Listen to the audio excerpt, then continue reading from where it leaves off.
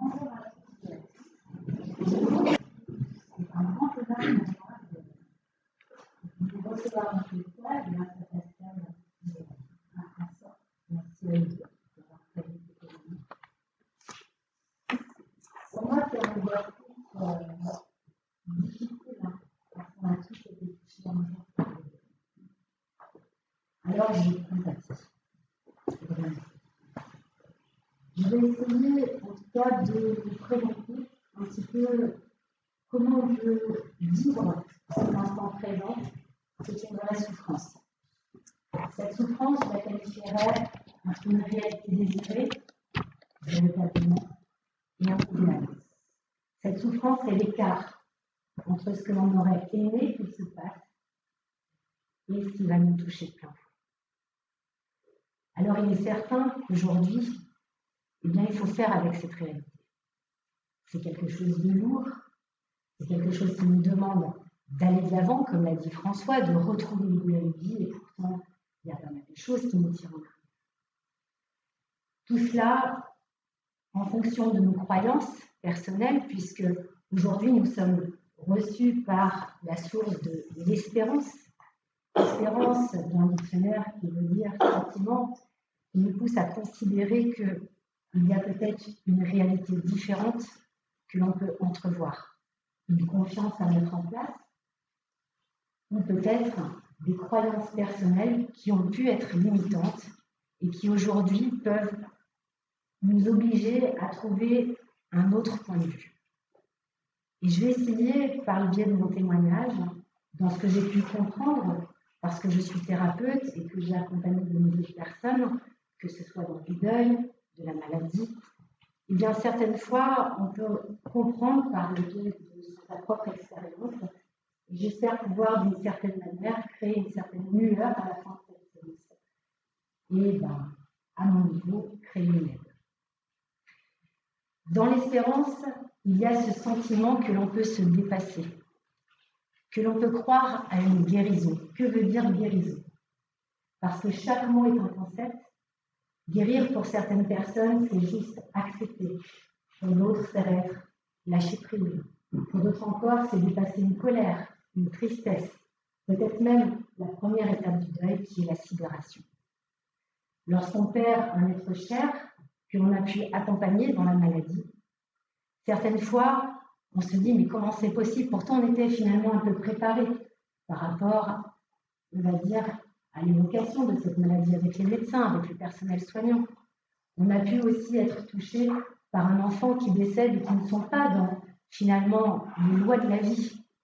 On a plus, finalement, on va dire, d'acceptation lorsque ce sont des personnes plus âgées qui meurent, et c'est plus dans le cycle. Je vais revenir sur le cycle de l'incarnation juste après, pour être dans finalement l'acceptation un petit peu plus agréable. Excusez-moi, je mets vraiment le agréable entre guillemets. Pour que l'on puisse justement faire son deuil. Dans le deuil, pour moi, il y a deux choses. Il y a le fait de libérer une charge émotionnelle liée à l'absence de quelqu'un. Il y a aussi la libération d'une étape de vie. Parce que ce que l'on croyait pouvoir être possible, c'est aussi en lien avec une réalité qui nous rattrape. Et donc, il est important aujourd'hui, déjà dans les premiers prémices de ce deuil, d'être dans la réalité. Être bien ancré, c'est se dire, ok, aujourd'hui, voilà ma vie. Je suis là face à cette perte qui est incommensurable. Et qu'est-ce que j'ai envie d'en faire? Soit une souffrance, et je vis dans une utopie qui de toute façon va progressivement m'amener un cercle vicieux, voire même une dépendance. Ça peut être dans de la drogue, dans l'alcoolisme, puisqu'on est en lien avec la tristesse. Ça peut être, on va dire, une déconstruction de soi-même. Je me laisse complètement aller. Et je ne vais même plus aller jusqu'à me laver parce qu'il n'y a plus de sens à ça. Ou alors, je vais en faire une force. Et à un moment donné, c'est quel est le sens que je donne à cette perte? Nous savons qu'un deuil, c'est le meilleur moyen de retrouver des personnes lors de l'enterrement que l'on n'a pas vues depuis très longtemps. Un décès peut conduire à une découverte de la foi, à un amour retrouvé au sein d'une famille. Ça peut être aussi une destruction, parce qu'un deuil, ça peut être une question d'héritage. Bonjour.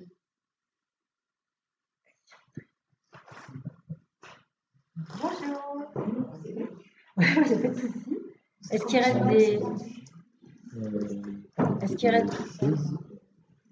Il y a une chaise là-bas, on peut peut-être leur donner celle-là.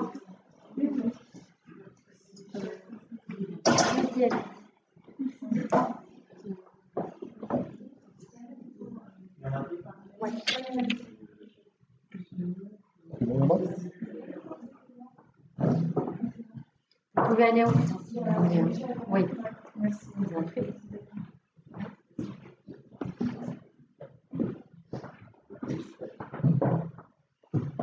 Amis au village qui viennent d'arriver, je m'appelle Sharon.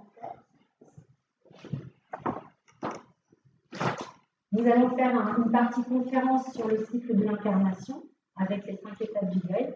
Ensuite, il y aura question-réponse, une pause, et ensuite on fera ce que j'appelle un cabinet de séance de médiumnité avec les personnes ici.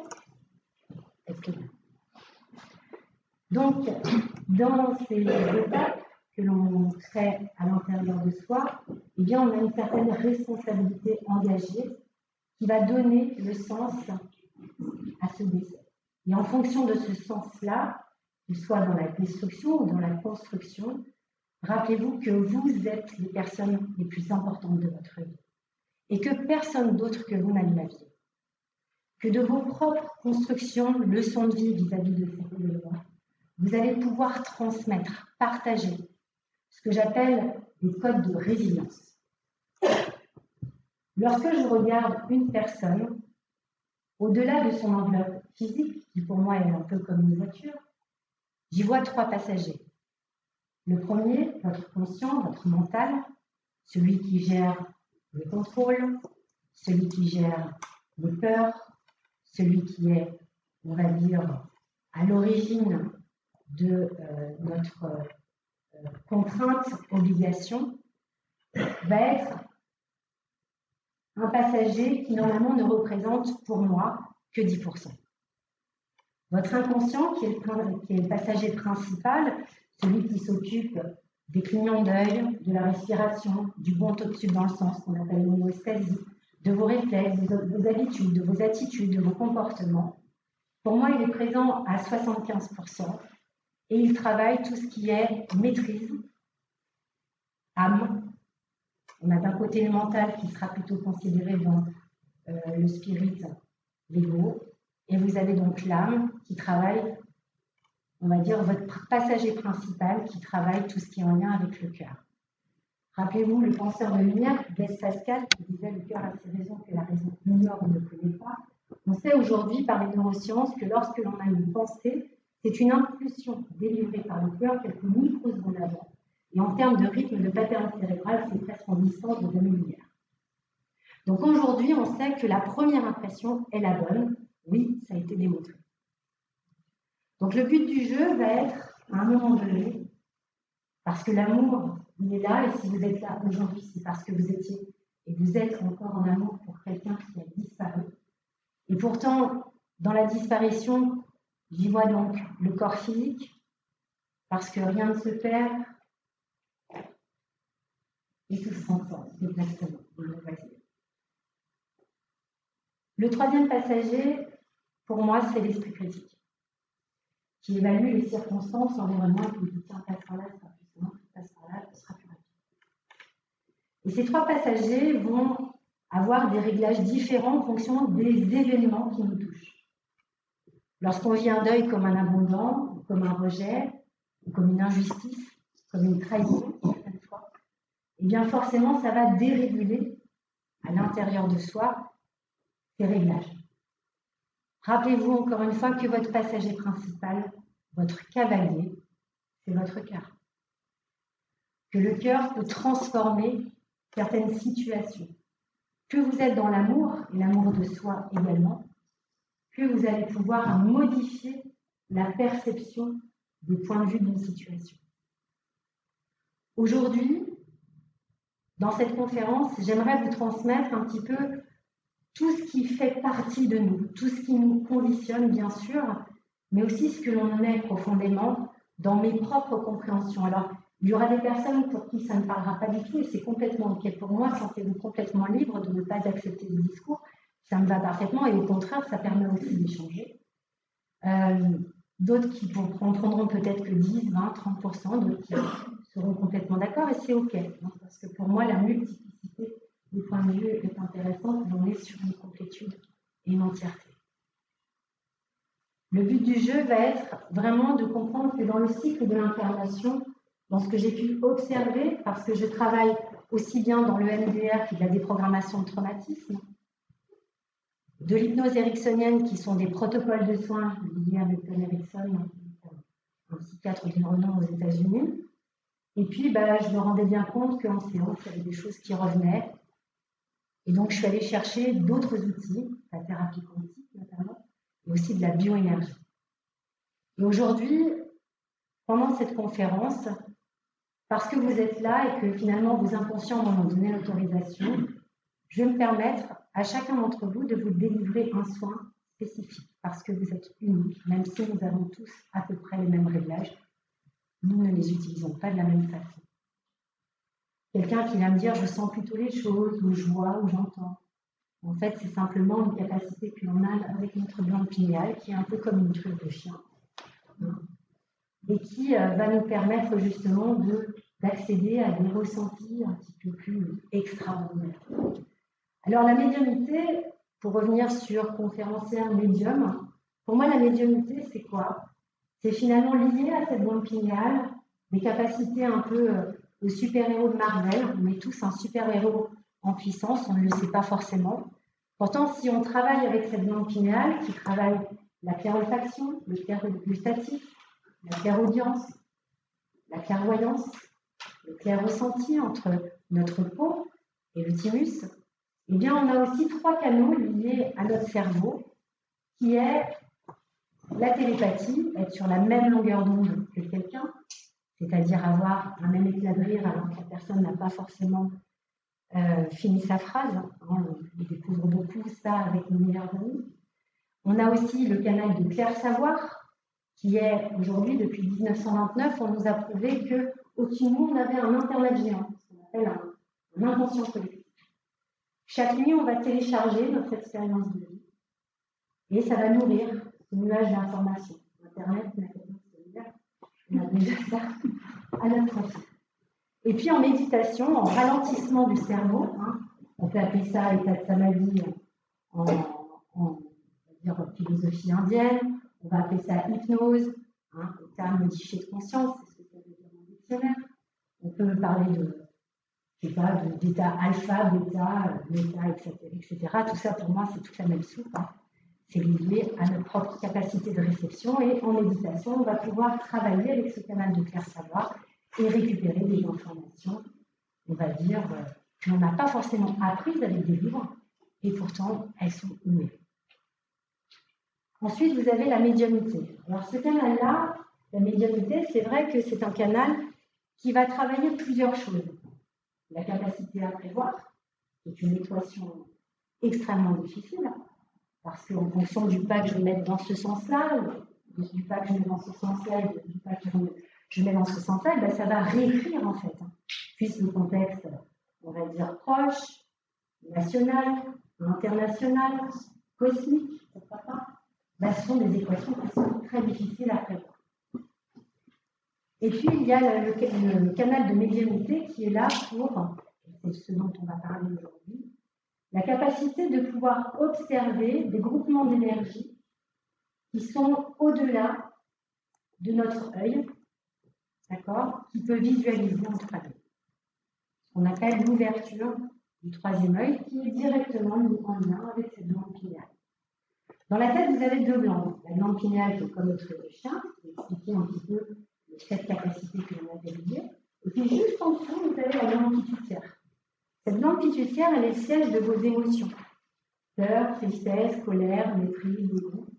C'est là où on les travaille en cabinet plutôt avec de l'EMDR, des programmations de traumatisme et libération des émotions.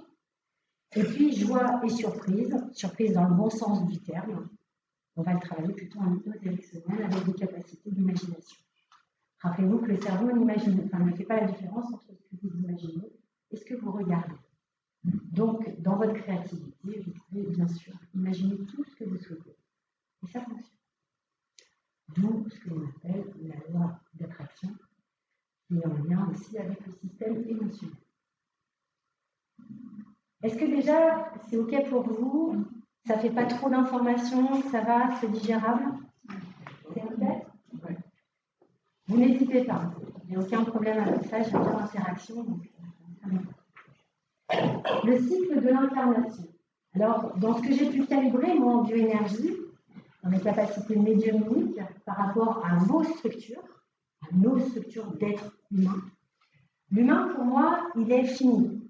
C'est un peu comme une voiture avec des options. On ne peut pas modifier ces options. Il y a besoin de casser la voiture pour en reprendre une autre. Grosso modo, comme ça que j'imagine le corps. Par contre, le pilote, les pilotes à l'intérieur, dont je vous ai déjà expliqué leurs intérêts, l'inconscient, le conscient, l'esprit critique, eh bien, ils vont harmoniser ces options pour développer toutes les possibilités afin que vous puissiez monter rapidement la côte quand vous avez des difficultés. Or, certaines fois, eh bien, on ne se rend pas bien compte de toutes les options que l'on a. Et la thérapie sert à ça. Connais-toi toi-même et tu connaîtras l'univers et les dieux de Platon. Plus on est dans la connaissance de soi, plus on va pouvoir travailler à l'intérieur et déployer en fait tout ce que l'on a mis à son profit depuis cette incarnation-là et peut-être d'autres. Alors, il y a des personnes qui ne croient pas à la réincarnation, il y a personne qui revient en disant « ouais, moi je suis réincarné ». On n'a aucune preuve. Après, on peut se dire que c'est juste des métaphores que fait l'inconscient, des petites histoires à laquelle on peut croire, qui nous expliquent un petit peu finalement quelles sont les compétences, les connaissances innées que j'ai. Pourquoi pas? Je ne suis pas là pour vous dire que la réincarnation existe ou pas. Je n'ai pas de preuves matérielles par rapport à ça. Chacun est libre. Par contre, là où je peux, on va dire, vous transmettre ce que je peux observer de chacun de mes patients, c'est qu'en effet, lorsqu'on parle de vie antérieure, c'est souvent lié à des blocages. Moi, je suis dans la révélation de l'être. Je suis un comment on se révèle le plus rapidement possible. Je suis orientée solution à 4000%. Pour moi, une personne, elle peut déployer qui elle est véritablement en un minimum de temps. Pour cela, il y a juste besoin d'une motivation, d'une envie, d'un désir. Et sachez que tous, autant que vous êtes, et toutes bien sûr, vous avez cette capacité intérieure à pouvoir déployer votre mission de vie en tant que, et je mettrai mon prénom derrière, ce que je me suis mise en place comme scénario. Mission d'âme. Depuis mon tout début d'agglomérat d'énergie, on est des parcelles énergétiques pour moi qui se sont agglomérées et qui vont développer des capacités innées, des enseignements, des dons, etc. On a aussi bien sûr le transgénérationnel. Dans notre ADN, on a 30% de matière encodée, 70% qui pendant des années, avant les neurosciences, étaient considérés comme un ADN poubelle parce qu'il n'y avait rien marqué dessus. Et puis les neurosciences sont arrivées il y a environ 25 ans d'existence, et on s'est rendu compte que cet ADN n'était pas un ADN poubelle, mais un ADN vierge. Et qu'en fonction de ce que l'on mangeait, des pensées à laquelle on croyait, alors on peut être superstitieux ou pas, peu importe, on en a 70 000 par jour, en fonction de l'environnement dans lequel on vivait, et bien sûr le travail qu'on faisait, etc., eh bien ça reprogrammait jusqu'à 70% notre capacité miraculeuse de guérison. Donc sachez qu'à l'intérieur de vous, même si des personnes vivent une dépression depuis des années, même si on vit des maladies, je peux vous garantir que je suis témoin de guérison spontanée parce que ces 70% vont être mis à profit. Et que même, je vais prendre l'exemple de Simon, le beau-père de mon époux, 80 ans, en EHPAD, cancer agressif du poumon droit en septembre 2021, qui le 14 février m'envoie un message en me disant « Ça y est, le neurologue n'a vu que la cicatrice, on ne prend pas la guérison. » Si vous voulez, je peux vous montrer le message. Donc même quand on croit que c'est perdu, il y a toujours une capacité à un moment donné. Et on peut s'autoriser à se dire bah, « je vais y arriver ». Certaines fois, comme j'ai une patiente, maman de 2 enfants, 35 ans, qui malheureusement est décédée en août l'année passée, parce qu'elle pensait finir comme sa maman, et sa maman était décédée d'un cancer, et elle a développé une tumeur. Pendant 1 an, elle s'est battue, on a pu travailler le côté gauche qui avait été complètement paralysé, et elle avait pu être dans la résilience, et puis la croyance a été trop forte, et ça l'a emporté. Et en même temps, je l'ai accompagnée jusqu'à ces 3 dernières semaines, où on a fait un protocole qui s'appelle le retour à la maison, et qui lui a permis en fait de monter en lumière beaucoup plus facilement, et de pouvoir transmettre à ses enfants tout ce qu'elle avait besoin de transmettre pour partir en paix. Donc chacun, pour moi, a un choix. Moi, en 2005, j'ai fait une NBE. J'ai eu un caillou qui est venu se mettre au niveau de mon pancréas, et j'ai fait ce qu'on appelle une pancréatite aiguë. Je me bouffais de l'intérieur. Ma bile était noire, j'avais 4 enfants, et je me suis vue partir dans le coma pendant 8 heures. Lorsque j'étais à ça, de me dire je ne reviendrai plus, j'ai vu la photo de mes enfants s'afficher et je suis revenue dans mon corps. Et ça a été pour moi un moment extrêmement charnière. C'est à ce moment-là où j'ai vu un parterre de présence qui m'attendait, de très belles lumières. Et je me suis dit, on n'est pas que ça. Et c'est à ce moment-là que j'ai compris que de ma vie, je pouvais en faire une transmission, un partage, que je pouvais m'ouvrir à plein de choses différentes pour aider mon prochain. Et que même si j'étais juste une fourmi dans la fourmilière, à un moment donné, je pouvais aussi accéder à peut-être l'idée que 1% une personne. Mais rappelez-vous qu'en neurosciences, il est démontré qu'un sourire fait à une personne impacte indirectement 88 autres. Alors imaginez-vous des résiliences sur un deuil, un sens de la vie retrouvé, de croquer la vie à pleines dents, la personne optimiste, ce qu'elle peut impacter à son niveau. Et je pense que c'est important de récupérer sa propre responsabilité, son propre pouvoir de décision pour dire « Ok, j'ai compris, j'en suis là, c'est une réalité, je dois faire avec, le il faut, je dois, oui, c'est vrai. » Et en même temps, j'ai la capacité de résilier ça, d'en tirer les leçons pour aider, pour épauler, pour aller au-delà. Alors on peut s'appuyer sur qu'est-ce que finalement cette personne, que ce soit mon fils, mon mari, ma femme, mon cousin, ma grand-mère, etc., qu'est-ce qu'elle aurait voulu pour moi? Et ces personnes-là, dans des agglomérats d'énergie, qui sont finalement, parce que moi, en travaillant ma glande pinéale, et je dis bien travailler, je n'ai pas dit que c'était inné, eh bien, on peut les voir, on peut les sentir. Il y a certaines fois des manifestations, on peut recevoir un SMS alors qu'il n'existait plus. Vous avez des films qui vous montrent un petit peu tout ça. Vous avez bien sûr Nos Solars, qui est une grande, on va dire, autorité dans cette perception-là. Vous avez aussi Lucie, qui disparaît à la fin. Alors c'est un film un petit peu à la Besson, donc ça se tire dans tous les coins, mais pourtant il y a pas mal d'enseignements aussi dans ce film-là. Et je trouve que dans ce travail que vous pouvez faire à l'intérieur pour dépasser ça, c'est une vraie promesse d'amour vis-à-vis aussi de l'autre. Donc merci déjà d'être là, d'écouter ce qui est dit, de travailler finalement à l'intérieur de vous, à votre profit, parce que déjà vous êtes en train de mettre en place certaines choses comme dans cette intention collective et qui vont être au bénéfice de toute l'humanité. Dans le cycle de l'incarnation, j'ai pu observer donc que nous avions, pour dépasser nos 5 blessures de l'âme, puisque c'est le but on va dire, de la résilience vis-à-vis de la mission que nous avons à faire, 108 vies. Le 108, d'ailleurs, dans la philosophie indienne, extrêmement important. On récite 100 000 fois quelque chose, un mantra, un sutra, etc. C'est un peu comme enfin pour moi en tout cas, c'est un petit peu comme une façon de traverser la vie. La vie pour moi est un fil continu.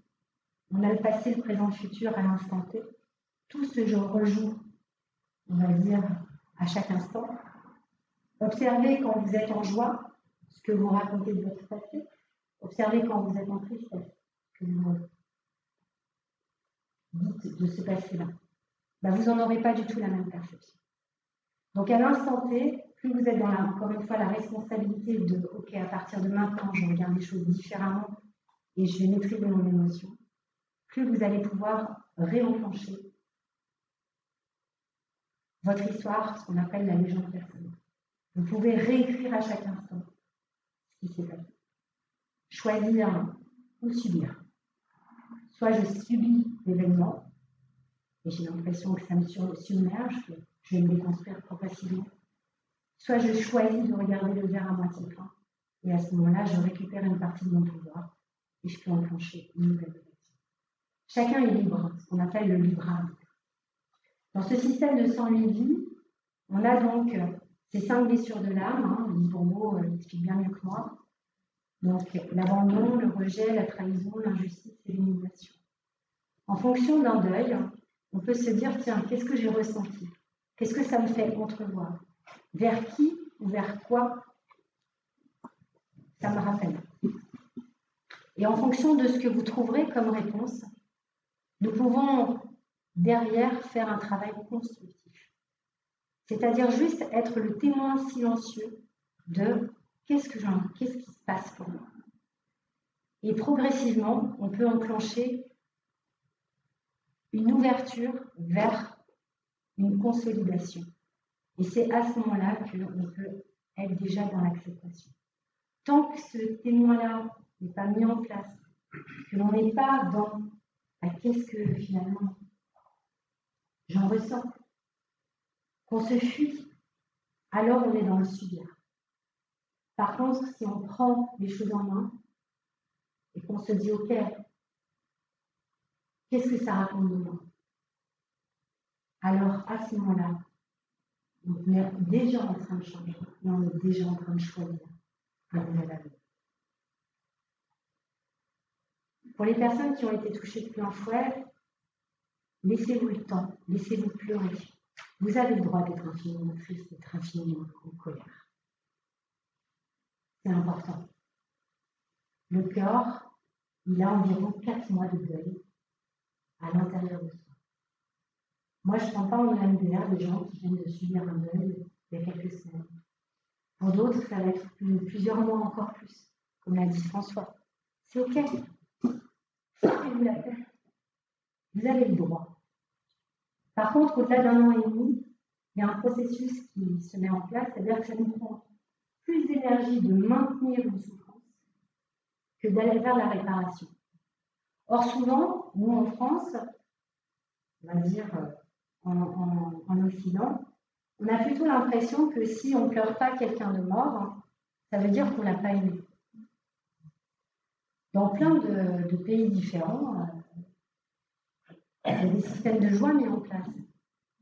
Parce que dans le cycle de l'incarnation, et là je vais parler d'une incarnation et pas des 108, pour moi on devrait pleurer une naissance et se réjouir pour un mort. Je m'explique. Lorsqu'on passe d'une unité, où vous êtes le tout, où vous avez tout à l'instant T, le chaud, le froid, le tiède, où vous êtes dans votre famille d'âme, des êtres qui sont des sponsors énergétiques pour vous, où vous vivez pleinement un amour inconditionnel et universel, et que vous vous incarnez dans une matrice, dans une voiture, qui va vous empêcher d'être relié à ça, c'est une souffrance. C'est la première fois où vous vivez sans avoir finalement d'aide. Alors dans certaines familles, je peux observer qu'il y a des sponsors énergétiques, ça va être de l'âme sœur, de l'âme cousine, de l'âme cousin germain, de l'âme jumelle, qui n'est pas de la flamme jumelle, c'est autre chose. ou des liens spirituels, des liens karmiques. Pourquoi pas? Et tout ça, bah, ça amène à quoi? Ça amène en fait à découvrir à l'intérieur de soi qu'on est complètement et totalement relié. C'est pour ça que dans cette conférence, je parle souvent du nous. Parce que quand je dis je compatis, c'est nous compatissons. Nous sommes tous ici pour se dire on est dans le soutien, on est dans l'entraide. Et c'est ça, être humain. Parce que je reviens à humain et être. Dans l'humain, vous avez le côté fini. D'accord? Donc on a une date de péremption. Voilà. On a environ 10 à 12 portes de sortie durant notre incarnation. Et après, on fait le choix. La mort est un choix pour nous. On a le choix de se dire, bah, là, je vais vivre un accident ou je vais peut-être me retrouver paralysée. C'est qu'est-ce que je veux pour moi? Ça se fait en une fraction de seconde. Vous l'avez peut-être vécu. Ou on ferait nos derniers moments, puis on se dit, oh là là, je suis passée à ça, de plus être là. Mais en fait, dans cette fraction de seconde, vous avez appuyé sur le frein parce que vous aviez choisi en fait de revenir. Et vous connaissiez tout ce qui allait se passer. Parce que c'est nous qui avons écrit notre scénario. Nous avons décidé des épreuves qui allions jalonner. Alors, le seul libre arbitre que l'on a, c'est comment je vais vivre cette épreuve. Est-ce que je me prends un tsunami émotionnel ou est-ce que je le vis avec un peu plus de recul? Parce qu'en fonction de nos 108 vies, on a déployé des résiliences qui progressivement vont se réactiver et qui vont nous permettre de découvrir qui l'on est. Pour moi, c'est ça en fait, la clé. C'est savoir qui j'étais, comment je peux finalement acter le qui je suis dans cette incarnation au mieux. J'ai mon meilleur ami qui s'est suicidé par pendaison. Ça, c'était une réalité. Un homme que j'aimais profondément. Qui est là, avec nous. Et je me suis dit à ce moment-là, mais qu'est-ce que j'aurais pu faire? Il a choisi son heure. Il est allé chercher son stylo au bar tabac pour écrire sa lettre. Il a choisi sa corde, le bon nombre de mètres, pour patienter. Et il avait mis un mot sur la porte, en disant ne peux pas rentrer. Il avait tout prévu. Eh bien, un suicide, c'est comme une mort programmée. Aujourd'hui, je suis désolée de vous le dire, mais chaque être de mort l'a choisi. Je préférerais vous dire qu'il n'en est pas question. Et pourtant, c'est une réalité parce que s'il était revenu, dans quel état il était? Est-ce que c'était vraiment une volonté de rester un légume avec un respirateur? Est-ce qu'il avait envie de se faire vivre ça? Ou de faire vivre ça à sa famille? Certaines fois, par amour, on préfère se sacrifier, non? On sait bien, hein, les parents, si on pouvait choisir, on mettrait plutôt notre tête sur le guillot que de laisser nos enfants mourir. Et pourtant, certaines fois, les enfants sauvent aussi la famille d'une certaine manière. Ça ne veut pas dire qu'ils n'existent plus. Ça veut simplement dire qu'ils ne sont pas sous cette forme-là. Nous pouvons à chaque instant les voir. Il suffit de nettoyer, de travailler cette mentale. On en est tous capables. On est tous faits maintenant. Comment on peut la nettoyer? On arrête de boire l'eau du robinet. On arrête de se laver les dents avec du dentifrice, le fluor. Parce que le fluor enferme la glande pinéale. On peut travailler des sons, des fréquences sur Internet qui sont au nettoyage de la glande pinéale. Ça fait un peu comme si on cassait la coquille d'un œuf. C'est pas très agréable et pourtant c'est extrêmement puissant. On peut travailler plein de choses avec la glande pinéale. Vraiment, ça s'ouvre à l'infini. Il n'y a aucune limite. Parce que dans l'être humain, il y a l'être qui est infini dans ses capacités, qui est notre divinité intérieure. Rappelez-vous, les scientifiques nous disent que nous sommes dans un monde holographique. Tout ce qui est à l'extérieur de moi est à l'intérieur de moi. Quand je prie une divinité, c'est aussi moi que je prie. Je vous disais que pour moi, on était des parcelles énergétiques. En fait, ces parcelles énergétiques sont en lien avec des divinités. Donc, on est tous en puissance un Jésus-Christ, une Marie-Madeleine. On peut être un Shiva, un Ganesh, ou une Tara, mère de tous les Bouddhas. Sarasvati, déesse de la connaissance et des arts. Parce que quand je travaille ça à l'intérieur de moi, je peux déployer encore plus qui je suis. Déployer ses ailes et prendre son envol. Lorsqu'on travaille cela, progressivement, on va acquérir des connaissances qui vont nous permettre d'arrêter de subir pour choisir qui l'on est. Et c'est à ce moment-là que le libre arbitre cesse pour devenir une véritable liberté fondamentale. Lorsqu'on est sur les 5 étapes du deuil, vous pouvez peut-être les connaître déjà, la sidération, la colère, la tristesse, ou l'inverse, ça dépend des personnes. Puis vient l'acceptation, en lâcher prise. Le lâcher prise n'est en aucun cas un oubli. Le lâcher prise est j'arrête de souffrir. Je me fais du mal quand je suis en souffrance, je fais travailler et surtravailler tous mes organes. Du coup, je m'enlève un capital énergétique de naissance. Parce que la tristesse, ce sont les poumons qu'on sollicite. La colère, c'est le foie. La révolte intérieure, la revanche sur la vie, c'est le pancréas. Les glandes surrénales, c'est les appréhensions. Les reins, ce sont les peurs, etc. La rate, c'est votre enfant intérieur. Notre enfant intérieur qui travaille l'innocence, l'insouciance, la pureté, la joie pour atteindre la félicité, le plus haut degré de joie. Donc quand on est dans souffrance, on sursollicite tous nos organes et du coup c'est ce qui amène ce que l'on appelle le désalignement. Or, pour voir ces groupements d'énergie, parce qu'on aimerait se connecter à son fils, à ses parents, eh bien en fait c'est comme ça qu'on se referme et qu'on ne peut plus les voir. Donc il est important de se préserver pour aller vers un déploiement de soi, afin de pouvoir observer ce qui est au-delà de nos yeux. Lorsque vous rentrez dans une pièce, que vous ne connaissez personne, spontanément, vous iriez voir une personne et vous faites une grande discussion, et puis une autre personne, alors pas du tout. Qu'est-ce qui se passe à ce moment-là?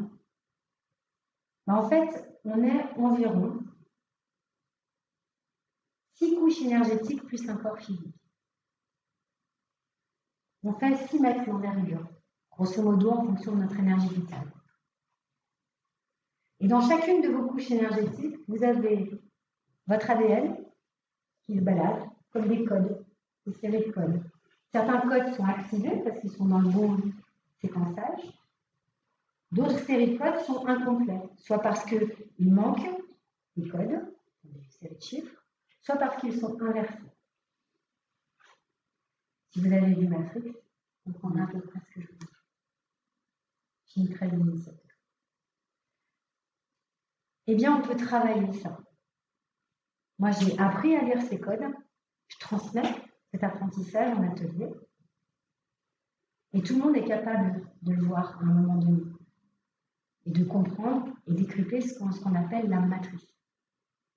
Cette illusion que nos yeux ne veuillent nous faire croire, mais qui ne sont pas. On sait aujourd'hui que l'œil, il voit une certaine image, mais que le cerveau l'inverse. Il devrait se voir les pieds en l'air et non pas les pieds en bas. Donc nos yeux, en fait, sont finalement un encodeur. Lorsque je touche une table en unité Bovis, un appareil scientifique qui mesure la vibration des protons, des électrons, des neutrons, des cations, eh bien, cette table, elle va me paraître un peu plus résistante, elle va faire environ 4000 unités Bovis. Une feuille qui sera en 2D, d'accord, et souple, sera plutôt autour de 200. Or, on sait que cette matière, elle n'existe pas, que c'est juste une façon de regarder. Alors, comme on sait que ça n'existe pas, pour quelle raison, à un moment donné, on ne pourrait pas voir d'autre chose? Si on prenait juste le temps d'ouvrir les œillères, d'arrêter de voir pour croire et plutôt d'aller vers le croire pour voir. Juste prendre 2 secondes en se disant, OK, il y a des expériences scientifiques, et je vous inviterai à aller voir Greg Braden, que ce soit dans la Divine Matrice, la 13 initiatique, qui est la passerelle entre justement se voir pour croire et le croire pour voir. Expérience scientifique, converse spirituelle. Parce que moi, le spirit, c'est quoi? C'est simplement un apprentissage que nous nous a pas fait durant les petites classes, ça devrait être appris en maternelle, pour déployer qui l'on est vraiment et s'insérer finalement d'une individualité dans un groupe, et pas l'inverse.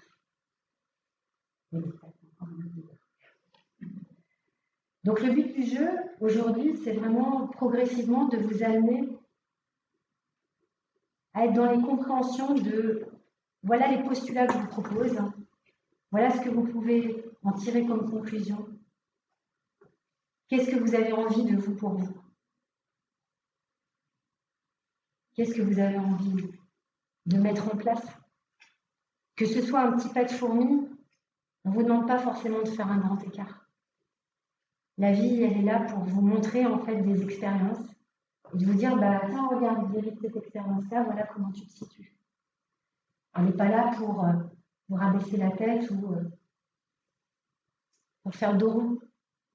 Elle est là simplement pour vous dire, bah tu vois que par rapport à cette expérience-là, bah, il y a encore ce chemin-là à mettre en pratique. Pour que progressivement, à la place du subir, récupérer un tsunami émotionnel, bah, je puisse mettre en place des étapes qui vont me conduire aux leçons apprises et choisir de prendre le recul nécessaire pour observer ce qui joue. Et que la prochaine fois où j'aurai une expérience qui me fera vivre encore le rejet, l'abandon, l'injustice, de l'humiliation, de la trahison, et ben je ressentirai que mon émotionnel est beaucoup plus calme, beaucoup plus apaisé. Et que finalement, de ce recul-là, émotionnellement, j'en ressentirai que le clapotis. Je serai plus sur ce tsunami émotionnel.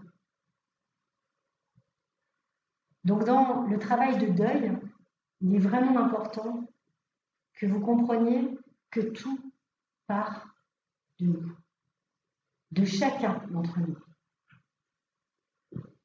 Pour les plus empathes, ceux qui ressentent énormément ce qu'on appelle de la surefficience, on peut être dans ce groupe-là et se dire je vais absorber le maximum.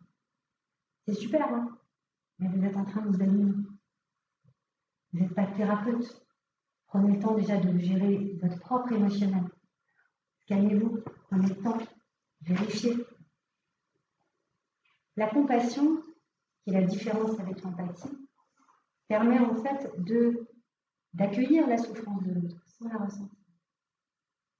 Et c'est ce qui permet en fait de pouvoir être le plus objectif dans une situation où une personne, ma meilleure amie, mon conjoint, etc., va vivre un deuil. Et c'est finalement comme ça que l'on peut être le plus une épaule pour. Parce que si on est dans un système empathique,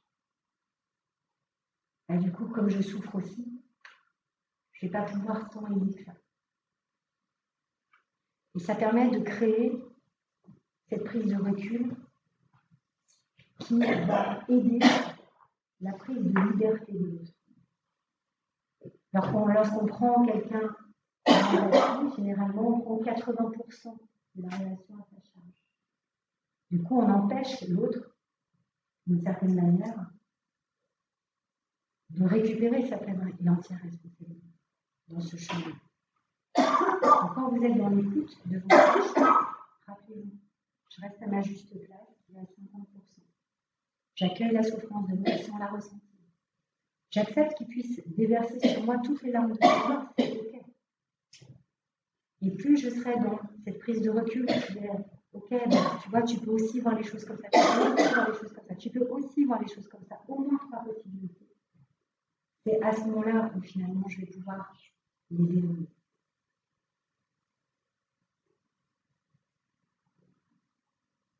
Pour le cycle des réincarnations sur les vies, pour moi, c'est un petit peu comme un jeu de Mario. Je ne sais pas si tout le monde connaît Mario Bros. Un jeu où on a un petit personnage et puis en fonction des travaux qu'il a à travailler, il va délivrer sa princesse. Le Mario, c'est le côté gauche du corps, le masculin divin.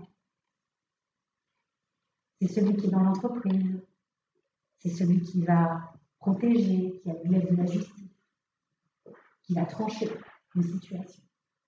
Et puis, chacune d'entre nous, et chacun d'entre nous, on a du côté droit le féminin sacré, le côté maternant, englobant, le côté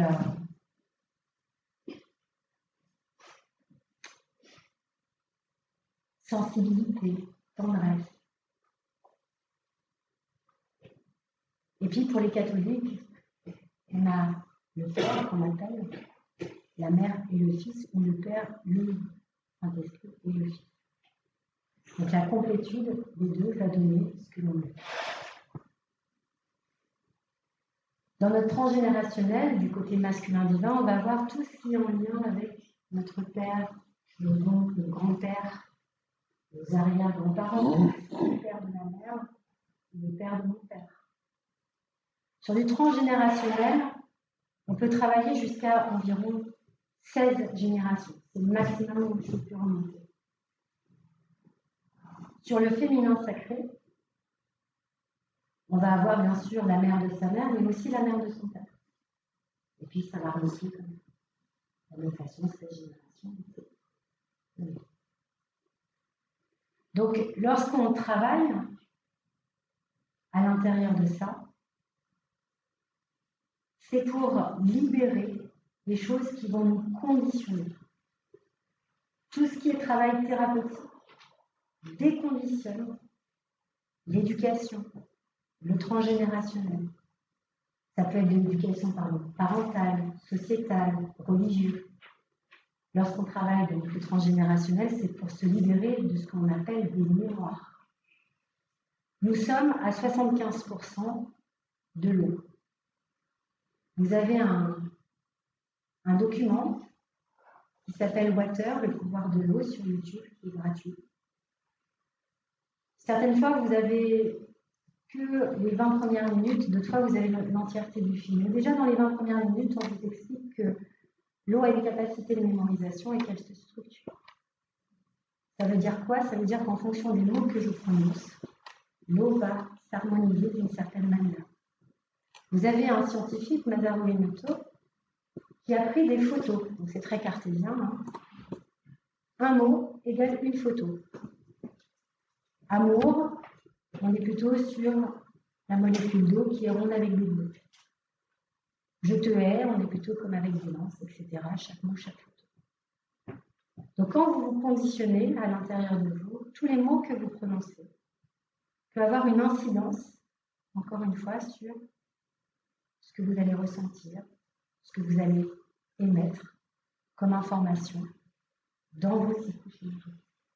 Et donc créer finalement la récupération d'événements vécus pour libérer ce que vous avez besoin de faire. On est à l'intérieur de nous comme des gros aimants. On attire à soi ce qu'on a besoin de travailler. D'où ces situations de vie qui peuvent être traumatisantes aussi. Nous sommes un tout. Vous savez, aujourd'hui, vous êtes là parce que vous aviez envie, d'une certaine manière inconsciente, de partager et de transmettre certaines autres personnes qui ont peut-être déjà eu des situations difficiles. Mais en tout cas, je vous remercie pour votre écoute. J'espère vous avoir donné une nouvelle lecture pour que vous puissiez, chacun d'entre vous, créer des petites modifications qui vont vous amener. Merci.